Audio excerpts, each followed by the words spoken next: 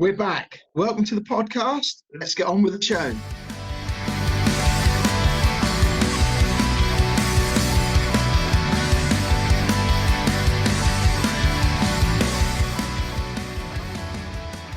Hello and welcome to the Big Scuba podcast. Thanks for downloading us again. This is episode 5, and on the show we've got Gemma, myself, Ian, and I'm Werttie. Oh, someone new. Who's that? And as you can hear, we're doing this podcast across the airways via Zoom due to the lockdown that we're all in our respective places. I'm in Bungay, we've got Gemma in Pakefield, and we've got Werttie, who we will come to in a moment, in sunny Norwich. So thank you very much for downloading us again. we are obviously in unprecedented times. In our remote locations, we're recording the podcast. So obviously the coronavirus has had a far-reaching effect on the world of scuba, with travel and holidays, resorts all closed. So we obviously acknowledge the seriousness of the situation, but hope we can bring you something cheery to listen to while we're all in this lockdown. Obviously, if you've got any comments or questions regarding diving and the relation it has to coronavirus, then just email us or drop us a direct message on our social media sites and we'll happily try and answer. But in the meantime, we're here to chitter-chatter and hopefully make you smile. Yeah, that's the idea. Absolutely. So we just want to respect that and then carry on talking about what we all like to do, and that's scuba dive and then dive, which everybody could help. Okay, so last episode, episode 4, we covered some news items. Gemma told us about pink dolphins and a pink manta on the Great Barrier Reef, and I discussed the online courses that were available. I hope anyone made an effort to give them a bit of support and see what those online courses are. We also had our first guests on the show, so we had not 1 but 3. Hello to Grace, Inca and May. Hello. That's really great, and that's really good to hear about diving stories and how you got into diving. So that's really great. If you haven't listened to episode 4 yet, please do. You can download that. Hello to them. And so on this episode, what we're going to do is we have a new member of the team. So this is a bit of a cheeky episode. We talked to our new member of the team, find out a bit about her journey of learning to dive and things like that. We thought we'd drop this in before our next guest. So with no further ado, let's introduce Werttie to the show. Hello, Werttie. Hello, Werttie. How are you? All right. So me and you go back a few years. We first met 2015. Yes, we did. So when we first met, we did our F&B speciality. So that's the big orange sausage, as everyone knows it as. And we were learning how to pop those up together. And we were buddies, weren't we, Ian? Yeah. And it was really nice. It was 5 years ago. I know. Crazy how time flies. It is, isn't it? Luckily for me, I got to play puppet strings with you as you conveniently tangled yourself in your FMV reel. It's easily done, let's be fair. Well, yeah, as many of you know, putting up your first SMB and trying to work out how to keep the reel tight, you all know that it can be a bit of a pickle for the first times. I had the nice job just quickly of having explain a what little giggle. SMBs are. Yes, What's they SMB are. stand for? They are surface marker buoys. That's it. So nice big orange sausage, okay, or surface marker buoy, okay, and they can signal for boats or passing traffic to either stay away from you or to signal that you want to be picked up We to know end your dive. somebody who actually got on their SMB written on not only their name, how they have their tea or coffee. So when they send the marker up, it says tea white with. So, have you seen the new pink one that's got a little dolphin on the top? No, I've seen that on A friend has got Facebook. one of them. Yeah, a There you friend go, has got Gemma. one of those. Yeah. You could get a mermaid on top of it, couldn't you? Just have a look. Oh yeah, we could do that. you're being a mermaid, don't you? I do, Right. yes. So tell us about you. So tell us about your diving and things like that. So you grew up and lived around Norwich. Yeah. And we all then go- when I started scuba diving 5 years ago, I actually started in Cyprus. So I What went on made you- holiday. What made you start? I switched from teaching in schools and wanted to go down something more where I could think outside the box and be a bit more creative with my teaching. So I wanted to do some swimming teaching, and it was obviously a life skill, which I thought was, a bit more key than just teaching everyday things that, children would get anyway. So I thought, yeah, I'll do that. Went on holiday, found someone to teach me scuba diving, which I was like, oh, this is more of a dream. This is more creative. And yeah, it was just something where, you know, not many people get to discover the rest of the world. So I thought I'd do that. So you didn't go out there to actually learn specifically to dive, like? No, I just kind of, I'd always wanted to try scuba diving, and I just kind of stumbled across a dive centre, happened to talk to them, and then, yeah, just kind of get into it that way. I did my open water out in Cyprus. I did my advanced open water, and then I've just kind of gone back every year to dive a little bit more. I've done the famous Zernovia wreck. That's why I go to Cyprus now. Everyone thinks I go to visit them, but What dive centre do you use when you're out in Cyprus? I use various ones.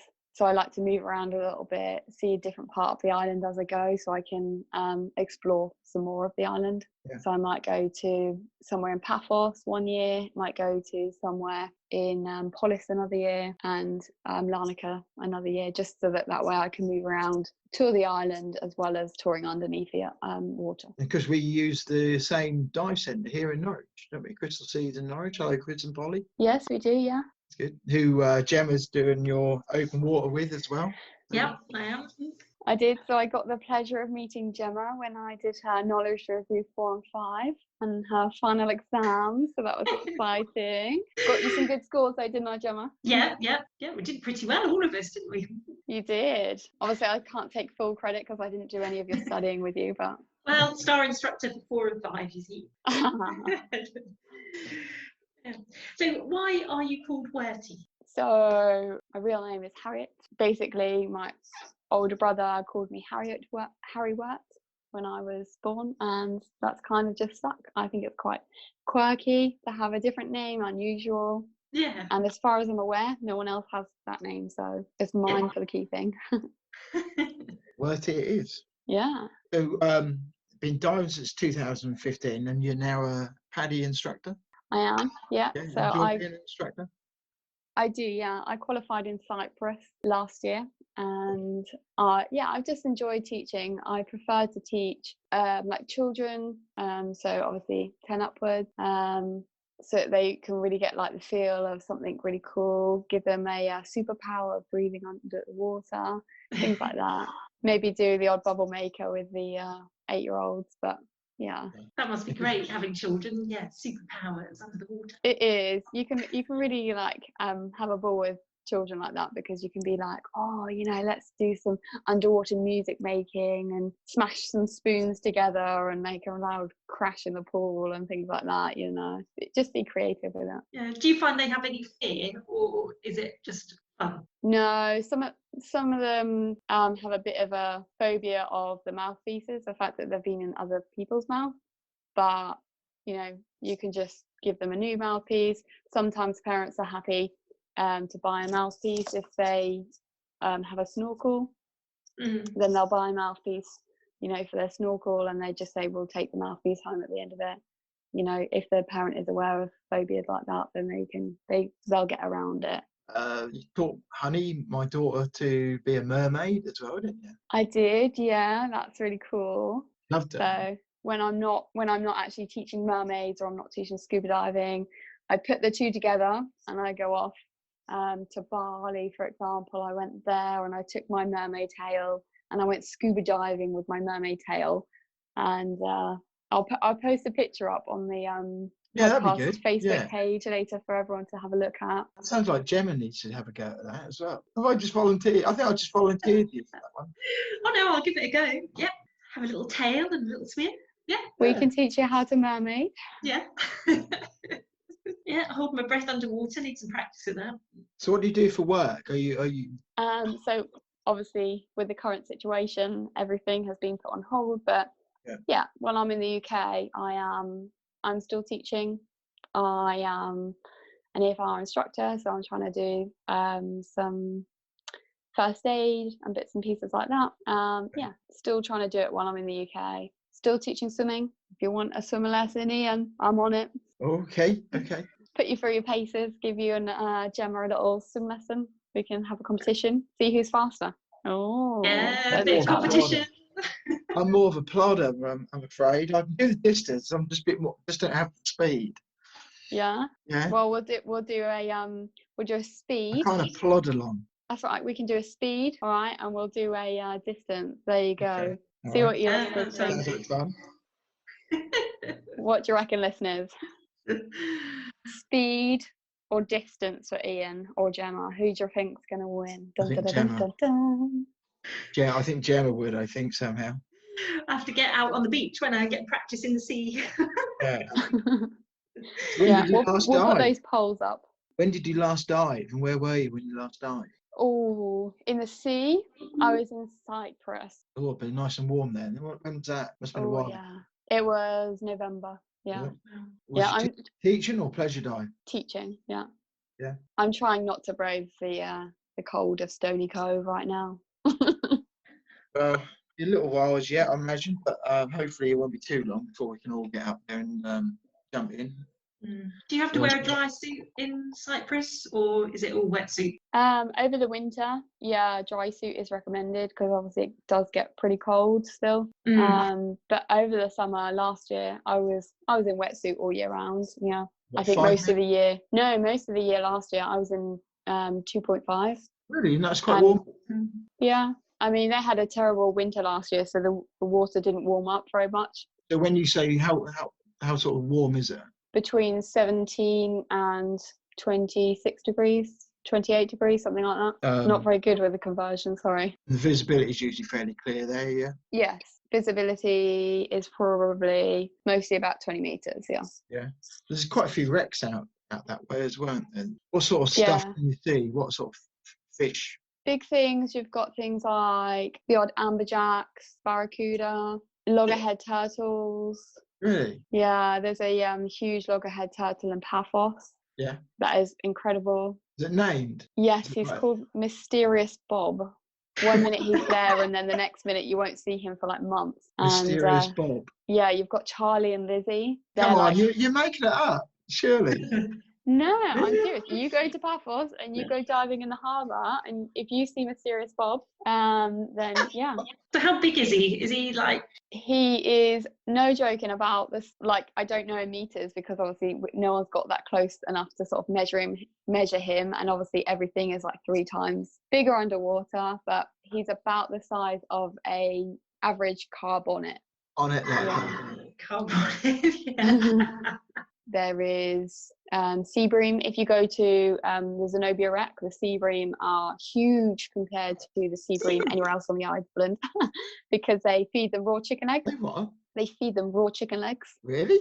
They do, yeah. So has anybody kind of inspired you while you've been on your diving journey? Do you look up to any other divers or instructors that have been with me throughout my journey? Just like absolutely incredible. The main one who got me into diving has just been there. Like every time like I want to do my dive master or do my instructor, he will know about it. But also it's really nice to see newbie divers come through as well. And like being a dive master and now going into instructor is really nice to see like newbie divers, like, you know, you, Gemma, for example, coming along and just seeing like the excitement as well and just sharing that passion with you. It's so cool. Yeah. Oh, that's really good to hear. Yeah, get something back from Yeah. Are you doing any dive related activities while you're in isolation apart from the podcast? Other than prepping my garden to do some funny diving related videos soon, which I'm sure you'll be knowing about soon. Other than that, I've been going over a few manuals and things, just like refreshing my knowledge, going through updates to see if there's any updates to my manuals that I need to know about, just getting on top of anything like that I need. I saw, is it RAID? Is that an agency? RAID, yeah. They're doing some free online courses. I saw that. There's quite a few of them are now. Yeah. So for people like me that have kind of come to a little bit of a halt before qualification, we should really be looking at some of these online courses, I guess, just to... Yeah, absolutely. That's all good stuff you can pick up on. And I would say to anyone who's about to do their open water, if they're in the same position as you, Gemma, keep reading through so you're fresh on the skills. Keep looking at the PADI manual. If you're on SSI, look at the website and stuff. There's loads of SSI very big with their online lessons and stuff. So you keep up to date. As soon as we are, back to kind of normal, hopefully it won't be too much longer after that. We can get your open water actually finished off and get the old dry suits wet again. It's so dry at the moment. Get your face in the water. Yes. It is, yeah. Well, in fact, this weekend would have been the first weekend up at Stony. Yeah. For those who listen who don't know what we're talking about, Stony Cove in the Midlands in the UK is one of the central and one of the main training lakes that we've got in this country. They usually open about now. So this weekend would have been one of the first weekends away that we would have been away teaching this weekend. So bit of a shame, but that's how it is. It's where we are. But it's not forever. We're delayed more than cancelled. So that's the best way to put it. Yep, that's it. Yes, it's just a blip. But if you are interested, and if anyone's holidaying over in the UK, if you look up stonycove.com, it's certainly worth a dive and a shout. There's quite lots of interesting things there. And as you listen to the podcast, you'll hear Stony Cove mentioned quite a bit because that's our main training place and it's where a lot of people in the UK learn to dive. Have you done a lot of diving at Stony Cove, Werttie? I have, yeah. Obviously, our seas are quite rough at the moment. Especially over the winter, I have to jump in Stony Cove or other inland quarries. So yeah, it's quite nice though. Depends on what time of year you go. You can see new fish that have been breeding over the winters and stuff like that. You get a lot of shoals, don't you? Get a lot of shoals of roach and perch and things. Yeah, and some days it can actually be really quite clear as well. The visibility is quite good. That would have been a nice time to do it actually in April to do your open water. So yeah, the Easter weekend is always really nice weather. Yeah, really good diving.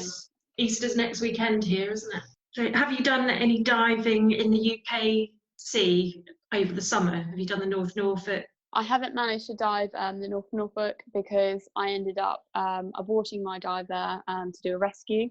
Have you done the Farne Islands? Yeah, Farnes is awesome. That's one of my favourite dives, isn't it? You? I have, yeah. Yeah, absolutely incredible. I know a lot of people have ear trouble. If you pick out those people, you're like, yes, I want to dive with you. They're the best people because you get the most seal interaction. If you get the people that just disappear down to 30 metres, they don't see any seals down there. You want to stay at about 5 to sort of 10 all metres. the shallows. Yeah, all the beds and stuff like that.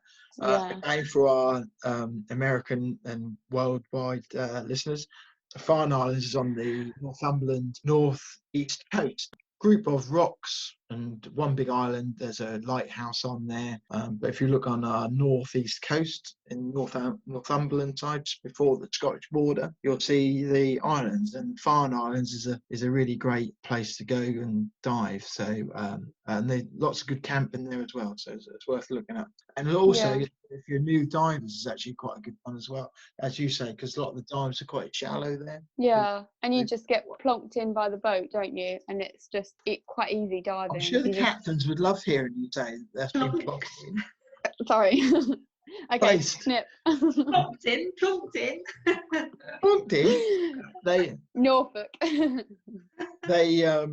So the captains are really good on boats and they know exactly where to go. They know where these guys have been up there, sort of divers, fishermen, tourist boats, 30, 40 years, some of them. And so they know the waters, where to go, where the currents are, where's the best place for seals are, where the wrecks are.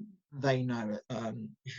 Anyone who's listening and is thinking about a trip to do later in the year or next year, Farne Islands is a really good place to go, especially if you want to see seals and puffins. There's a lot of people go up there to see the puffins. But for the diving, it's brilliant. And it's actually really quite clear. Visibility is clear. Yeah, there's lots to do and see. And the puffins like to dive down into the water and see what you're up to, don't they? They're very inquisitive. Yeah. That's very cool. And you don't even have to be a diver, do you? You can go snorkeling if that's what you're into. Yeah, you can just sit on the boat and take photos if that's what you're into too. Yeah. That's, for non-divers as well. If a partner doesn't dive, it's a really good place to go as a couple. You can, for the divers and non-divers. So you can even get like stand-up paddleboarding and kayaking up there as well. One of my favourite places to go. So yeah, it's good to hear you say you like that as well. Yeah, it's really cool because you can hear the seals growling to each other as they play, and they sound like little puppy dogs. They look like little puppy dogs too. No, they don't. They're like the size of you, Ian. We've seen them in Blakely, and they do have like funny little sounds, don't they? They talk to Yeah. each Yeah, They they do. have big claws as well. Yeah, especially when they sink their teeth when they sink their teeth into your dry suit, and you're like, oh no. Yeah.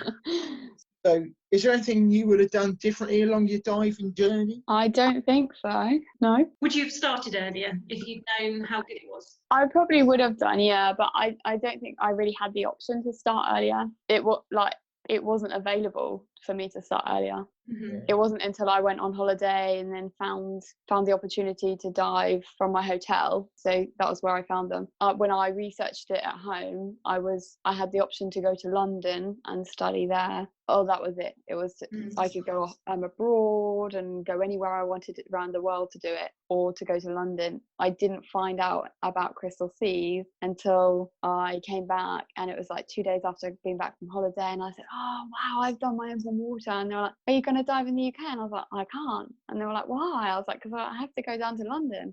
I was like, and I can't afford all that. And they're like, why didn't you do it at Crystal Seas? And I was like, what? I was like, where's that? And they were like, oh, just up the road from you. And I was like, no way. So I found out after my holiday about the scuba shop in Norwich, and it was just up the road from me. Well, at least you did, and now you know. So, we're fortunate by having a really good dive centre in Norwich.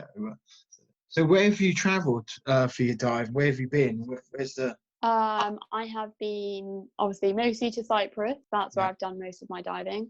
I have been around the UK, mostly inland, due to the weather. I have been on liverboards to the Maldives, Bali, Komodo. Komodo was my favourite. You see the dragon? I did, yeah. They were huge, and they open their mouths to like yawn, and it's just like, whoa, I feel so small. But yeah, diving in the Maldives was just absolute chaos. We did a night dive and we came up, and when we went in, there wasn't very many boats at all. But as we came up, our boat had moved, because obviously we were all moving around under the water, so it was great. And then when we came up, we had to put our torches inside our S&B and wriggle it from shoulder to shoulder, and that was our signal for the boat. And then everyone else might put their torch. Oh no, ours was for that dive was put our torch to our head, and then that way our boat knew it was our for that dive. Yeah, it was just like different signals, and all of a sudden we came up and there was just boats and people everywhere, and you're just like, whoa, this is crazy. There was not this many people when we went in, yet when we came out, everyone was there. Yeah, it must be weird. Yeah, it was so cool though. And just like diving along with like all the mantas and the sharks, and like in Komodo we did this shotgun dive where a lot of you might know. You did a shotgun dive? Oh, what? Yeah, it's like a shotgun dive or a washing machine. Basically, you go in and it's between two islands where the waves have like naturally made this sort of like little whirlpool. Okay. And you go around the edge of it, and then all of a sudden you go down into the middle, and you get sort of sucked down and then spat out the top.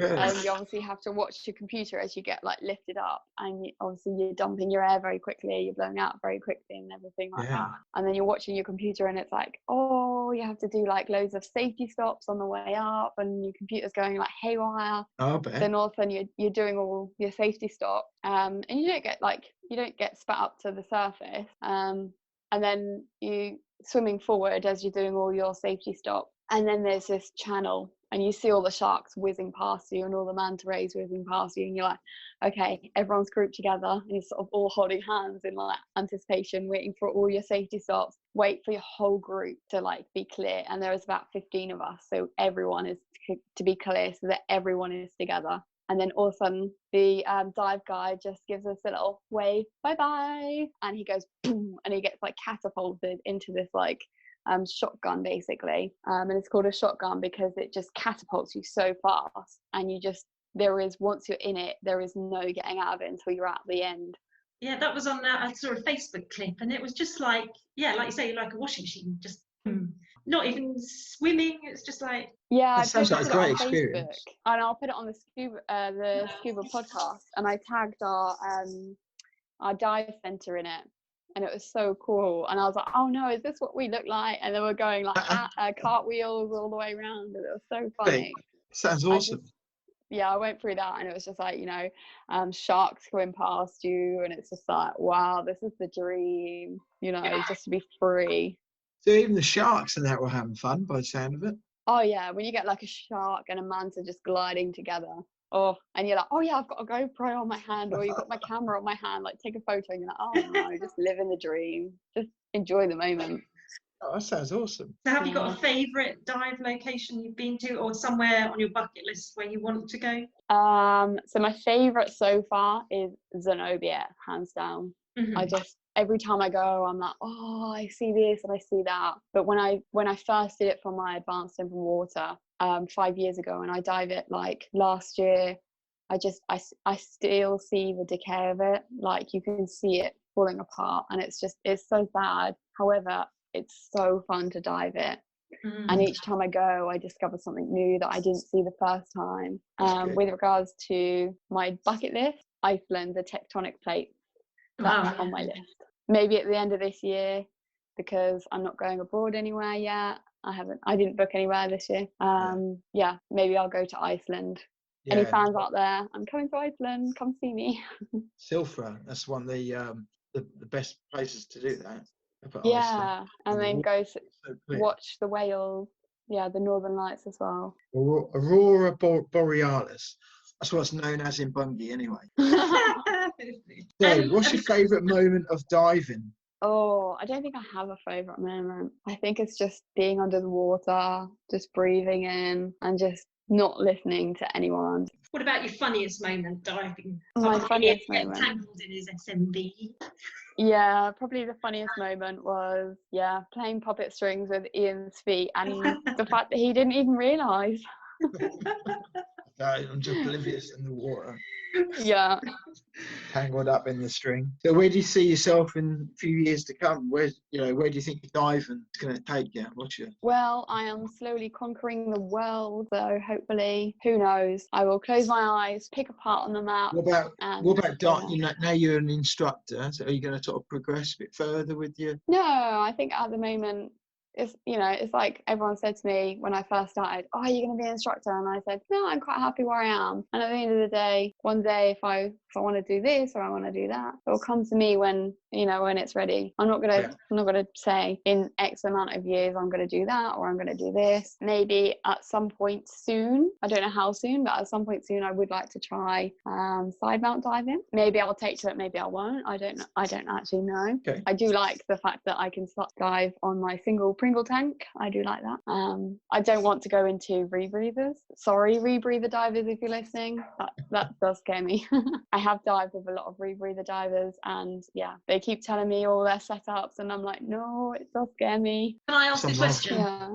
Not being a diver, what is the difference between side mount and the single one on your back, and why would you do it? Obviously, with your single setup you have that you'll go through your open water with, you know how it works. You have one tank, okay, that will last you, depending on your depth, however long your dive is. If you have side mounts, you'll have one tank on each side of your body, okay, and you can switch between two tanks, okay.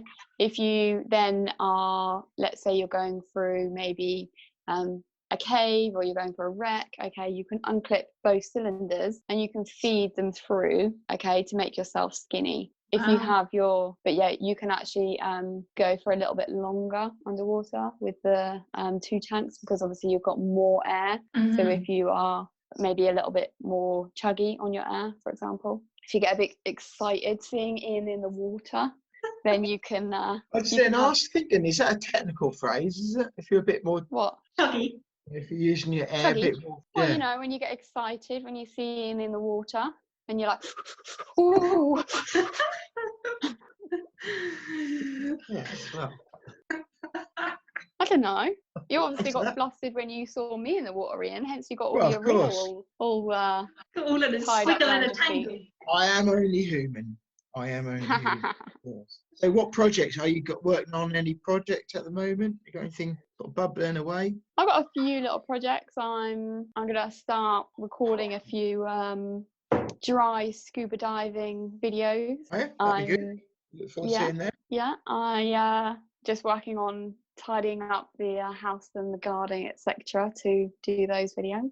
Well, we've got 5 questions that we like to ask the guests. One of them I think you already answered already. Yeah. So what dive location is on your wish list, bucket list, and why? Okay, so that was Iceland for the tectonic plate. So sulfur, yeah. Yeah, I've been to hot countries. Who wouldn't want to take their regulator out and drink from a glacier? There you go. That's my one dream. What's your favourite marine animal?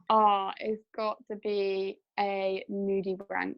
Looks a lot like a slug with 2 little kind of like antennae, if you like, if you're trying to describe it to someone who's only just listening and can't see me wiggling my fingers on top of my like head. Like a snail. Okay, so name up to 3 people, past or present, who you would choose to either dive or snorkel with. You know, they can be divers or non-divers. I'd love to dive with David Attenborough. Why? Because hasn't he got like so much knowledge to teach us all? Yeah. And I bet he's got places on this planet that nobody knows about that he could just show us, like all those little nooks and crannies. The second person I'd like to meet was Christina Dento. Who's she? She is famous for her shark whispering. Yeah, so she goes around and she's got all the chainmail on. I know who you and she mean goes now. down and takes the hooks out of the sharks' mouths and things like that. Yeah. And completely like seduces the sharks. That's an incredible lady. Also, my number 3 would be Steve Backshall.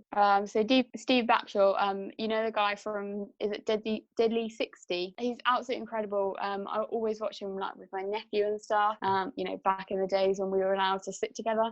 What's your favourite piece of dive equipment or kit and why? Ooh, I think it's got to be my wetsuit. Why? Fits me like a glove, and obviously it's mine. Only I pee in my wetsuit. Yeah. Don't laugh. We all pee in our wetsuits. Who would you like to see as a guest on the podcast and why? I think out of all 3 though, like David Attenborough would just top them all, and he's just like, yeah, everyone's favourite. He just got so much just to share with us. Okay, that was great, Werttie. I think we know a little bit more about you, and I'm sure there'll be lots more to find out about you as we go through the coming episodes. It's really nice to have you part of the big team. Yeah, well, Thank you. Thank you. And if any of our listeners have got any questions for you, then either email us or again look at our social media, and you can send us a direct message. And we can pick it up from there. One very quick thing. Just one very quick thing. Don't forget about our little section called Ask Your Dive Master, and in time we can have Ask Your Instructor as well. So as there's a dive master and instructor here, so feel free to write in and ask any questions and things like that, and we'll do what we can to help. Yeah, I would really encourage listeners to do that. To give them a little test. Right, okay, so I think that's everything until the next episode, which will be episode 6. Yeah, brilliant. See you then. Right, bye everyone. Thanks for listening. Thank you. Bye. Bye.